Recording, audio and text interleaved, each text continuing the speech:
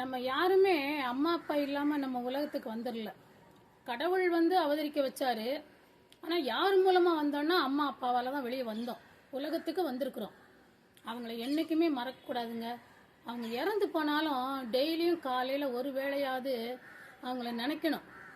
இன்றைக்கி ஏன் சொல்கிறேன்னு கேட்டிங்கன்னா, நான் இப்போ வீடியோ போட ஆரம்பித்த நாட்கள்லேருந்து டெய்லியும் வந்து ஈசனை வணங்குவேன், சரஸ்வதி தேவியை வணங்குவேன், பேசுகிறதுக்கு மடப்புறம் காளியம்மனை வணங்குவேன்.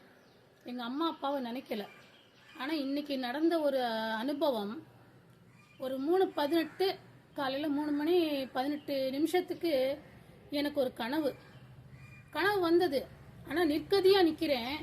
எங்கள் அம்மா வந்து எனக்கு அதை வந்து ஃபுல்ஃபில் பண்ணுறாங்க. எனக்கு ரொம்ப ஒரு யோசிச்சுக்கிட்டு இருந்தேன்.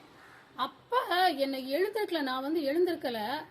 ஆனால் என்னை எழுப்பி விட்டுட்டாங்க. அதாவது ஒரு உணர்வை கொடுத்து எழுந்துரு அப்படின்னு எழுந்திருக்க வச்சிட்டாங்க.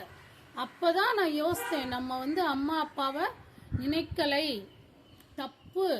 அதாவது அவங்க இல்லாமல் நம்ம வந்துட மாட்டோம். அவங்கள டெய்லியுமே வணங்கணும். காலையில் வணங்கணும், அமாவாசை கும்பிடுவோம். அமாவாசை ரெகுலராக நானும் எங்கள் வீட்டுக்காரரும் பிள்ளைங்களெல்லாம் வர வச்சு அமாவாசை அன்னைக்கு மத்தியானம் சாப்பாடு படையல் பண்ணி பெரியவங்களெல்லாம் நினச்சி கும்பிடுவோம். எல்லாரையுமே நினைப்போம். எங்களுக்கு ரொம்ப நெருங்கினவங்க இறந்தவங்க எல்லாரையுமே நினைப்போம். ஆனால் பர்டிகுலர் டெய்லி நினைக்கணுங்கிறத இன்றைக்கி காட்டிட்டாங்க. எல்லாருமே அம்மா அப்பாவை நினச்சிக்கோங்க. கண்டிப்பாக வாழ்க்கையில் நல்லா வரலாம்.